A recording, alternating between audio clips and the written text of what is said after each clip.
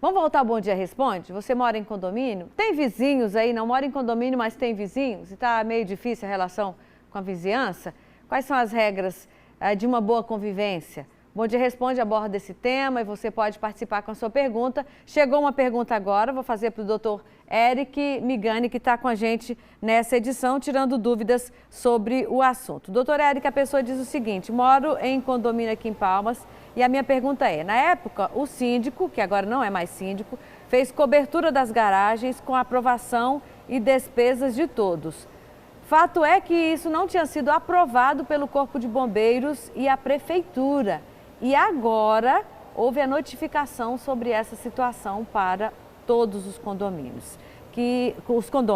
Agora temos que regularizar ou retirar essas coberturas. E todos estão sentindo o prejuízo do investimento que foi pago lá atrás, foi rateado para todos.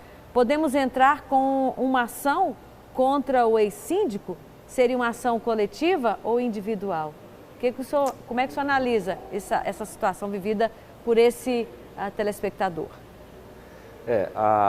Todo dever, uma informação importante, que a responsabilidade do síndico ela vai ser pessoal quando ele não cumprir o que o Código Civil e o condomínio fala, a Convenção do Condomínio estabelece. Então, se havia uma determinação, né, legal para que o síndico ele tivesse feito essa aprovação anterior, ele não cumprindo, ele tem a responsabilidade. A grande questão é que o síndico ele também não está sozinho na sua gestão. Então tem o síndico, muitos condomínios têm assessoria jurídica, você tem a administradora de condomínio que também dá suporte ao síndico. Então nesses casos, entendo, assessoria jurídica, tendo a administração de condomínio, com toda essa equipe, e mesmo assim não ter conhecimento de que precisa de autorização da prefeitura e do bombeiro para fazer, e se ele passou em assembleia, ao meu ver, em tese, pelo que me foi falado, lógico que cada caso depende, o síndico ele tem uma responsabilidade pessoal se não cumprir as regras. Então, essa questão, lógico que não estou aqui no papel de judiciário, mas em tese, pelo que foi falado, a própria legislação já responde esse tema nesse sentido. E o telespectador ainda complementa, ele conta que são 108 apartamentos, sendo 72 com essa cobertura que agora está considerada irregular. O restante são garagens na forma pilote, eu não sei bem o que é, mas ele conta que é embaixo do prédio. Então, digamos que seja no subterrâneo. Esses não concordam com as despesas. O rateamento do novo projeto, com autorizações para regularização, deve ser feito então só para os que têm garagens que precisam ser cobertas, aqueles que estão na parte subterrânea ou no piso inferior do prédio, não devem entrar nesse rateio? Garagem, Joselma, garagem é um tema complexo em condomínio, porque deve ter clareza do que fala a convenção e do que foi vendido. Se no momento da venda, se foi estabelecido que todas as vagas seriam cobertas, se não seriam cobertas, se seriam por sorteio ou não, isso são fatores importantes para a gente conseguir direcionar alguns caminhos aqui. Então, o ponto de tensão é o seguinte: pelo que foi passado, a área coberta, lógico que se você é dono de uma área no subsolo e se for desmembrada da matrícula do seu imóvel, porque tem unidades que nós temos a vaga diferente da unidade, aí ele não está obrigado. Mas se for em sistema de rodízio, como a gente tem em alguns casos que a vaga é em sistema de rodízio, todos vai ser colocado em assembleia e vamos ver quem que vai, na decisão assemblear, vai saber quem que a maioria que vai decidir se vai ter ou não, que pode custear essas coberturas. Mas sabe uma coisa que é comum? É que as pessoas não vão às assembleias.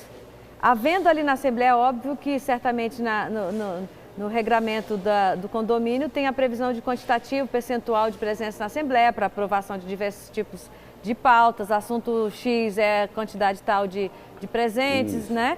Então, mas sem a presença, quem não estava na Assembleia não pode ficar questionando a decisão da Assembleia, ou pode?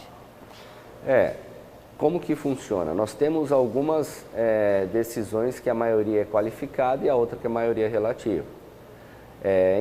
E aí que vem a convenção do condomínio, ela vai estabelecer qual que é o quórum de aprovação para uma decisão dessa, se é maioria, ou seja, se vai ser metade, se vai ser a maioria dos presentes na assembleia ou se é a maioria de todos os condôminos daquele condomínio.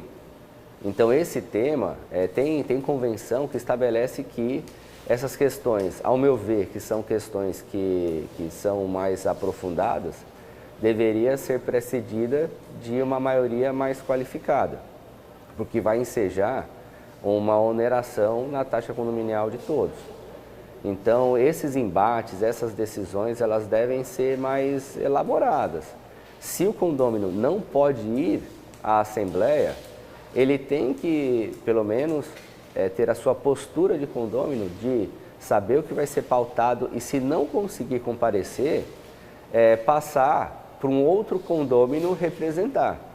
O que acontece na prática é que a decisão assembleária ela acaba sendo muito baixa e as pessoas que não vão não têm o hábito de passar a procuração para um outro condômino a representar. Agora, como eu disse no final da primeira etapa da sua participação, situações envolvendo furtos e roubos na área do condomínio, de quem é a responsabilidade? Olha só, na área de uso comum, qualquer tipo de subtração que tenha lá, ela vai ter que ser precedida de uma investigação. Nós temos dois tipos de culpa em condomínio. Nós temos uma culpa pelo dever de vigiar, que a gente chama de culpa em vigilando, e a culpa em eligendo, que é a culpa que as pessoas elegem quem vai responder caso aconteça algum infortúnio. Por exemplo, num condomínio, se colocar que se subtrair um bem na unidade, na área comum, quem vai custear isso é o condomínio, paciência. Mas em condições normais, o condomínio não pode ser responsabilizado por um furto